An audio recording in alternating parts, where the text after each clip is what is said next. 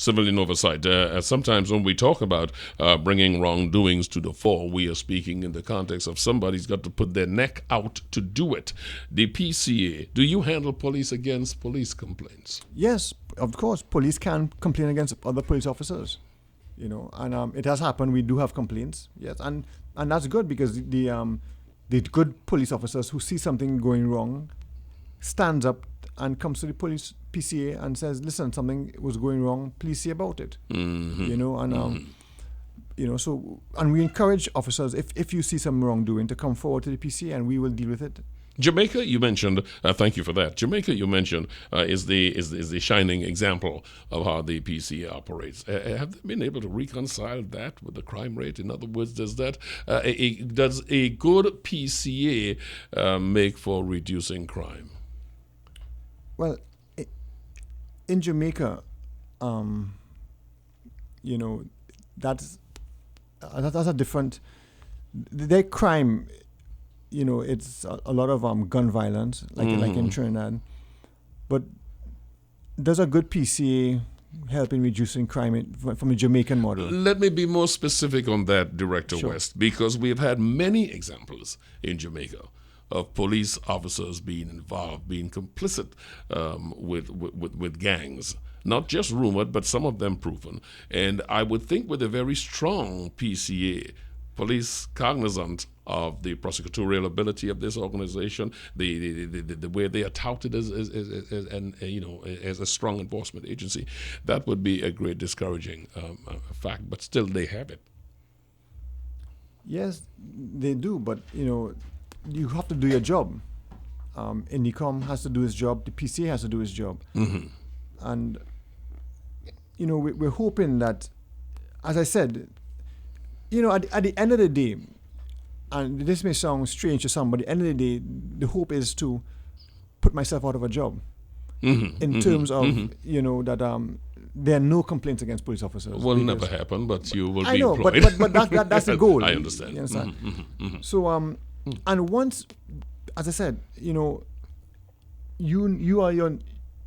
what's happening down the street from you. You know what's happening next door, but you're afraid to go and step forward because you know before you enter the police station, your neighbor already knows you're going to complain against them because they've been tipped off by the police, and you're afraid. So once we need to get that trust back in our police service, and that's where the PCA comes. We are just one part of the puzzle, That's right. I'm not gonna say we are the whole. We the shing bing. We are it. We can do it. We are just part of the puzzle.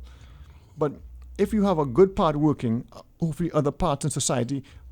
The problem is, let's be honest, is that institutions have not lived up to standards in Trinidad. Institutions have fallen. All right. I mean, the standards have fallen.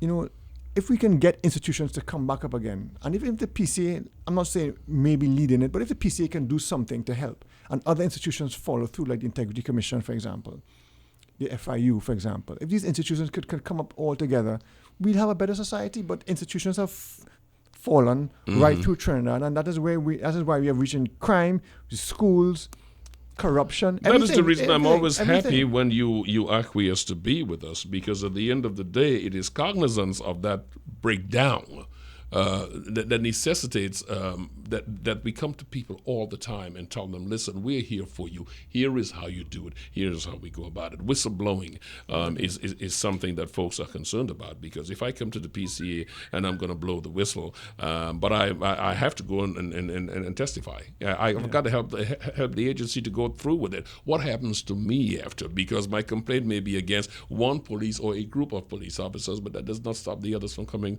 to me after. So when you think in the context of taking the chance and everything being safe with the PCA, after that is done, how is a witness, for instance, how can they in a small place like Trinidad and Tobago be relocated and given the information? I mean, these are considerations folks have before they come forward.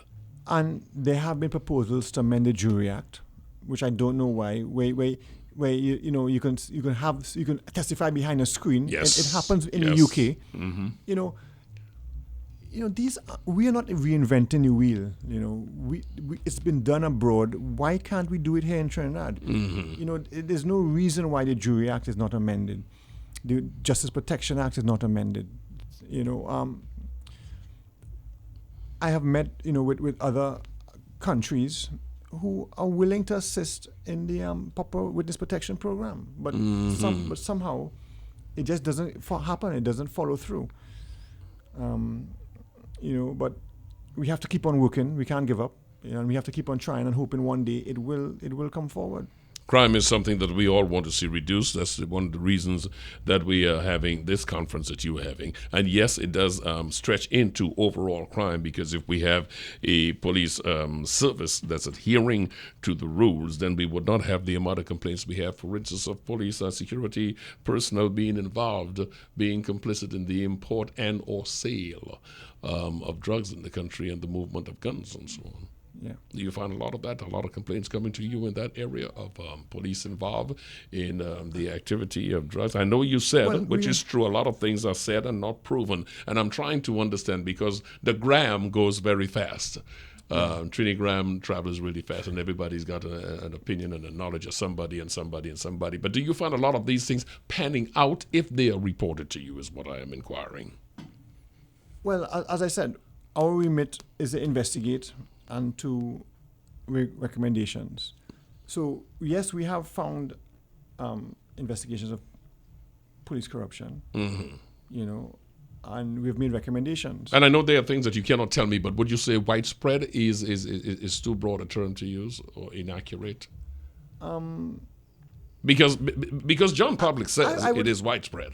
I mean, you know, they say that this precinct so and so happened. I know this one, and without revealing what you cannot. Okay, what I can do. Yes. Okay, this is how I can answer your question. And I think I thought he would get away to do that. Yes. Okay, we have analyzed our complaints, and it's in our annual report. You know, once it's laid in Parliament. But I'll give you the figures for our financial year. Northern Division, we had 49 complaints. Port of Spain Division, we had 45 complaints. Central, 43. Southern, 36. Western, 25. Eastern, 28. Tobago, 28. Northeastern, 25. Southwestern, 12. And we had 20 unknown complaints.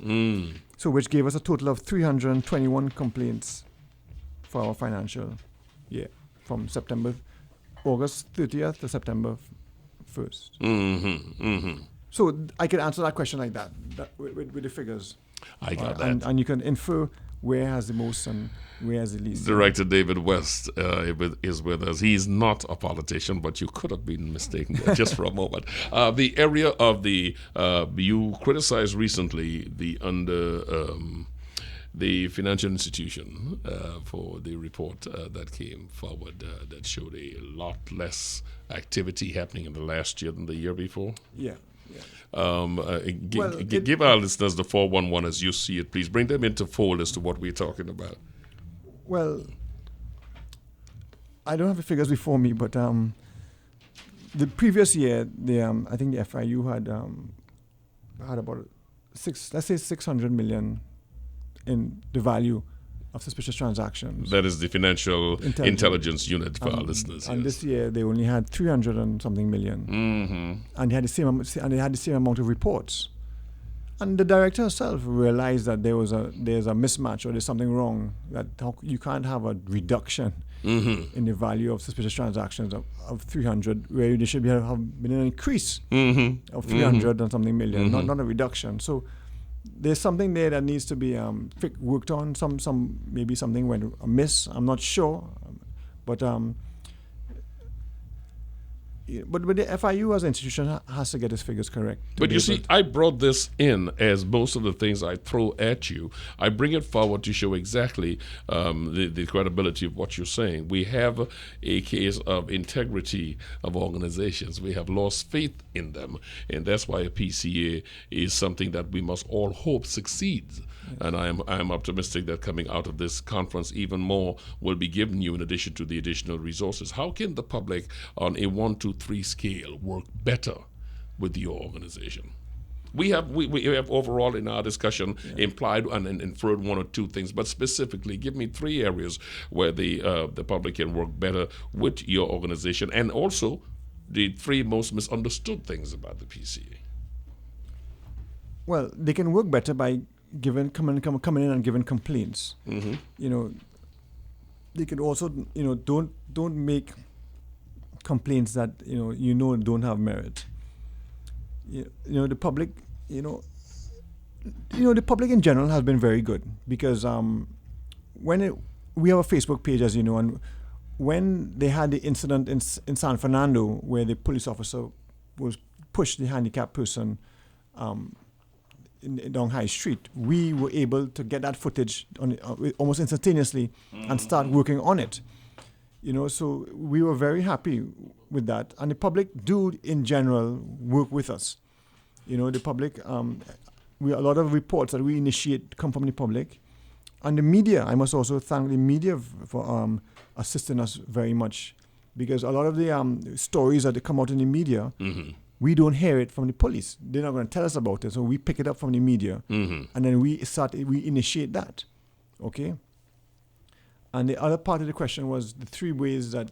The three most misunderstood myths about the PCA, the most misunderstanding. Well, most understood myth is that we have police officers working for us. And as I said before, we do not have police officers working for us.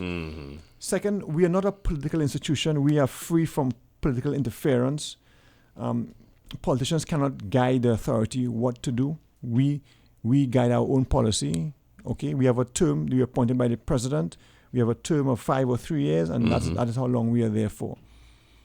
And I guess the third most that the public that they're not sure about in the PCA is that we investigate all complaints. We don't investigate all complaints. It's only criminal offences involving police officers. It's only serious police misconduct, and it's only corruption offences by the police. So it's serious police misconduct as defined by the police service regulations. Okay, so we don't entertain minor infractions by the police. How long did it take you to organize this conference that's coming up at the Hyatt now? Honestly, it took about a year. About a year to put it together. Yeah, because we had to get a coordinator. We needed to look at a theme. We needed to get the draft agreement in place. We needed to send out letters, get feedback. I mean, also too, the police service commissioner are also assisting us in the conference, and it's very good because, of course, they look after the commissioner of police and the deputy commissioners of police. So having them there also will be of benefit, so they could also learn from the conference too. Because it's for everybody to learn, and everybody needs to learn. Nobody knows everything in Trinidad and Tobago, and we all need to learn from each other, and we need to learn from our mistakes because we do make mistakes. As we all do. Yeah, and we have to be big enough to say, yes, we made a mistake, and okay, we won't do it again, and that's the way we move forward. Simple, That is one of the things we all have to learn is that, but so much do we know. You mentioned about abuse of police, and one of the things, the complaints I hear all the time, and I wonder if this should be targeted, directed rather instead to the police service or as against the PCA. You're talking about, where can folks see how you define these serious breaches you spoke to? I was about to make mention of abuse of vehicles and stuff like that, but I stopped myself because, in fact, you said it is categorized as serious abuses. So exactly what constitutes that? Right. Well, under the police service regulations, they are outlined. You would find what are serious police abuses are. Okay. Things like abuse of power. And these other matters determine what the abuse of what determines disciplinary actions by the police service. Police corruption. Yeah, I just thought that I would ask if you knew it off the top of your head because I know it is something that we should research. I will research, but for the public to be very clear as to what constitutes a breach so they can better come to you with things you can work with as against giving you a lot of information that you now have to sift through what's important. And what's not discreditable conduct would be one. Neglect of duty, unlawful or unnecessary exercise of authority, corrupt practices, breach of confidence, oppressive conduct. These are some of the targets or some of the headings. Yeah, you got your hands full. That the police fall under.